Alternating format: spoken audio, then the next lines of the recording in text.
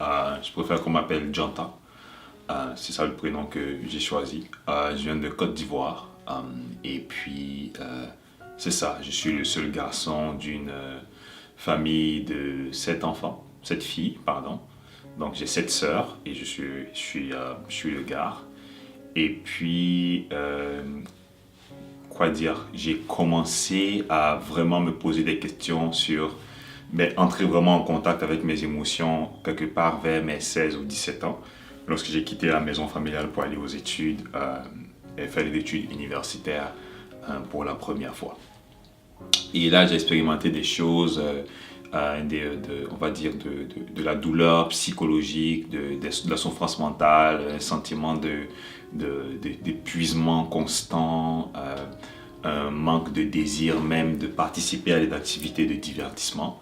À ce moment, la situation était encore sous contrôle parce que j'avais un placebo que j'utilisais énormément, qui était à l'époque la religion. Alors, ça faisait qu'il y avait un genre je ne sais pas comment utiliser le terme, mais un genre de bypassing en passant par la religion. Donc, tu traverses une période douloureuse, une souffrance mentale où tu es épuisé, tu n'arrives pas à étudier, tu n'arrives pas à compétir, le moindre stress te paralyse complètement, tu n'arrives à rien faire du tout. Puis là, tu l'associes à un phénomène spirituel, tu dis une prière et tu passes.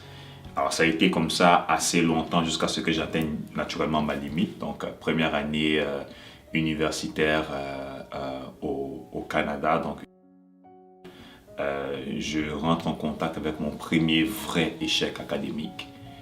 Et là c'était le moment où tout s'est vraiment effondré parce que j'associais beaucoup mon identité à ma capacité de réussir à l'école parce que j'étais un bon étudiant, donc ce que je suis capable de faire, c'est performer dans les études. S'il y a quoi que ce soit d'autre qui ne marche pas, c'est pas grave, mes études, c'est mon identité.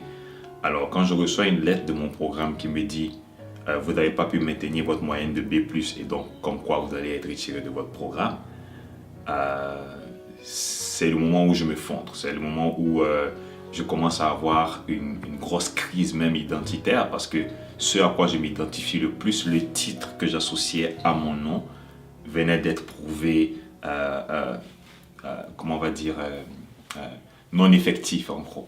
Alors là, c'était beaucoup plus difficile et c'est à ce moment-là, avec d'autres événements, que j'ai commencé à aller en thérapie, commencer à en parler et que les choses ont commencé à se normaliser parce que j'ai réalisé que je n'étais pas malade, je n'étais pas fou, comme les gens de ma communauté me faisaient comprendre, ou bien trop sensible, tu es trop sensible, tu devrais regarder le côté positif des choses. Mais je réalisais que les émotions que j'avais enterrées pendant de longues années, si moi je croyais qu'elles n'existaient pas, elles se transmettaient et elles transparaissaient dans mon attitude, dans mon ton, la manière dont je parlais, dans ma gestion du stress, dans ma gestion de ma colère, dans beaucoup d'autres choses justement, parce qu'à la fin de la journée, on ne peut pas vraiment échapper à ses émotions et à qui on est, il faut adresser les problèmes. Donc c'est là que j'ai commencé à traverser, aller dans un processus de guérison, à faire face à la situation émotionnelle dans laquelle j'étais et à aller comprendre les origines et les déclencheurs de l'événement pour contrôler la situation. Aussi curieux que ça puisse paraître, moi dans mon cas, j'étais quelqu'un qui adorait être entouré tout le temps. Quand je commençais à traverser ces genres de moments, j'avais besoin de me renfermer automatiquement. Il y a aussi des petites choses que tu fais au quotidien qui changent. Des choses comme faire ton lit le matin ou bien faire ton petit déjeuner que tu fais plus, tu manges plus. En fait, tes habitudes changent. Si tu avais l'habitude de prendre une douche le matin, une douche le soir, tu commences à skipper les douches. Tu commences à ne plus être là pour toi-même. Donc, c'est comme si un peu tu te laisses mourir. Ça devenait une corvée. Okay. C'est des gestes qui étaient naturels, normalement, si je suis dans un état mental normal. Si je prends des médicaments qui régulent mon humeur et que je suis normal, tout d'un coup, je vais avoir l'énergie pour les faire. Mais dans l'état dans lequel j'étais et toutes les émotions négatives que j'avais à l'intérieur de moi me donnaient juste envie de me reposer. Et juste un exemple que j'aimerais donner, j'étais rendu à un niveau d'anxiété tellement intense que je ne voulais même plus compétir. Donc, il a eu des fois où je ne me suis même pas présenté à des examens physiquement. J'ai juste pas allé parce que la dernière fois que je suis allé à l'examen, quand on a distribué les feuilles, j'avais les mains tremblantes. Et quand j'ai retenu les feuilles et que j'ai lu les premières questions, j'ai failli vomir tout d'un coup. Pourtant, j'avais les réponses. Je ne pouvais juste plus compétir. Donc, le simple fait même de marcher devant certains bâtiments, c'est drôle parce que quand je suis retourné à l'université, j'en riais parce que j'ai des amis qui sont dans le programme et qui me posent des questions et que j'aide aujourd'hui parce que je trouve le programme pas vraiment difficile. Mais à cette époque-là, émotionnellement, j'étais tellement brisé que je ne pouvais pas prendre de la hauteur par rapport aux défis académiques qui étaient en face de moi. Alors, je passais là devant un des pavillons de l'université et puis j'ai appelé un pote que je lui ai dit « Hey, je suis passé devant le pavillon sans hyperventiler, sans que mon cœur s'accélère. » Il est parti à rigoler, mais c'était drôle, on en riait, mais littéralement, le simple fait pour moi de marcher devant ce bâtiment me mettait dans un état de stress, comme si j'allais mourir, comme si quelque chose de vraiment grave allait m'arriver. Pourtant, c'est juste des études, c'est pas plus dramatique que ça. Côté académique, j'ai trouvé mon équilibre. C'était bien côté académique. Mais le côté émotionnel, il y avait encore d'autres processus qu'il fallait traverser, entre autres ma relation avec moi-même, spirituellement et tout ça. Puis c'est là que j'ai été vraiment poussé, mais à bout, à mes limites, lorsque j'ai pris certaines décisions relativement drastiques, entre autres de ne plus être religieux. Et donc de régner la religion. Puis tu l'auras compris dans la culture d'où je viens, avec la famille d'où je viens, puis l'environnement d'où je viens, les gens étaient outrés par ma décision personnelle que je venais de prendre sur ma propre vie. Le fait aussi que c'était intimement relié à mon identité à l'époque. Je ne savais rien d'autre de mon identité. Je savais plus de la religion que de mon identité, culturellement parlant. Ça créait chez moi un vide. Et donc, je venais de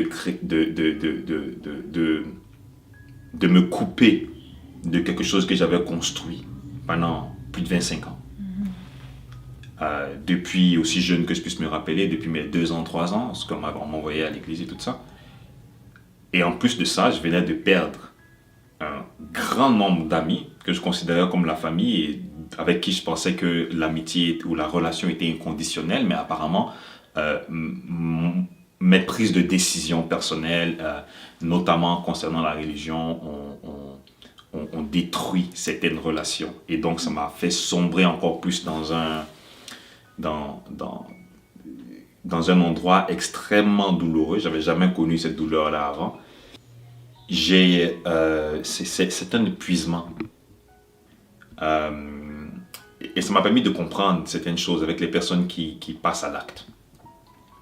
Passent à l'acte, je parle par exemple de suicide, ceux qui traversent la ligne. La majorité du temps, ce n'est pas des gens qui veulent mourir. C'est des gens qui sont fatigués. Puis je n'ai jamais utilisé le mot, le S-word, le mot suicide. Je ne l'ai jamais utilisé parce que c'est un mot face auquel on se sent coupable. Ce que j'ai utilisé comme mot quand j'ai réussi à en parler à un ami, c'est « je suis fatigué et je veux me reposer ». Je suis très reconnaissant parce qu'il y a un ami qui s'est rendu compte de ce qui s'est passé et qui a arrêté les choses à temps, coupé mes médias sociaux parce que je recevais beaucoup de messages en inbox par rapport à mes prises de position. Personne ne demandait comment je vais, qu'est-ce qui se passe. Les gens avaient plus besoin de prouver leur vérité, ce genre de choses, mais il n'y a personne qui avait considéré ce que je traversais, à part cet ami-là il y a quelques ans. Et donc j'ai commencé à passer du temps un peu chez lui, et puis à couper mes médias sociaux, à me couper un peu et à réaliser que mon monde n'est pas si grand que je le pensais. Et donc ça m'a aidé à voir les gens qui sont vraiment comme on dit, my tribe, mes gens.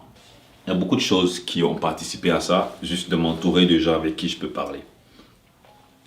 Il y a une erreur que je faisais avant, parce qu'on dit souvent il faut avoir le courage de parler. Je reconnais que parler c'est difficile parce que chez nous il y a un proverbe qui dit l'insensé parle et l'homme sage s'assure que son interlocuteur comprend son langage avant de parler. Tu ne parles pas grec ou russe à quelqu'un qui comprend que malinquer. Ça ne fonctionne pas comme ça.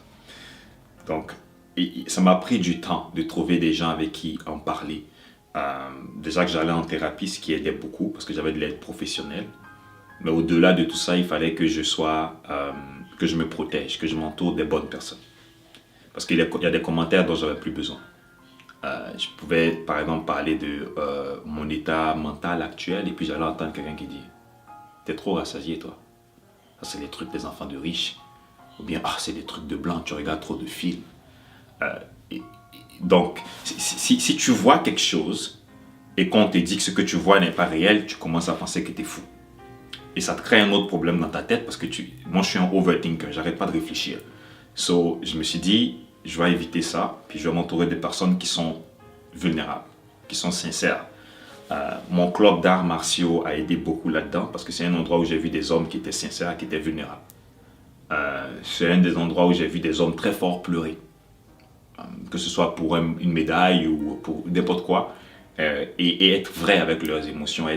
Personne n'était, comment on va dire, shamed, moqué pour leur sensibilité.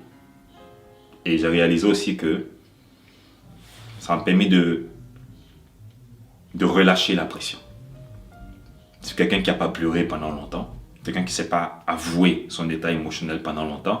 C'est un genre de constipation émotionnelle qui fait que tu es en train de bâtir une pression à l'intérieur de toi qui éventuellement va exploser lorsque d'autres personnes seront assez proches pour gratter sous le mur. Ça ne manque jamais. Moi, c'est ça qui m'a aidé. C'est vraiment l'entourage, la thérapie. Déjà, parler de mes problèmes à un autre homme, c'était hors de question. Hors de question. Puis s'il y a des hommes noirs qui écoutent ça, ils doivent savoir c'est quoi. Être vulnérable devant un autre gars, c'était hors de question. Ça m'est déjà arrivé d'être vulnérable devant ma mère. Donc il fallait trouver la bonne équilibre. Puis je pense qu'il y a des thérapeutes avec qui c'est pas aller bien loin parce que c'est des gars.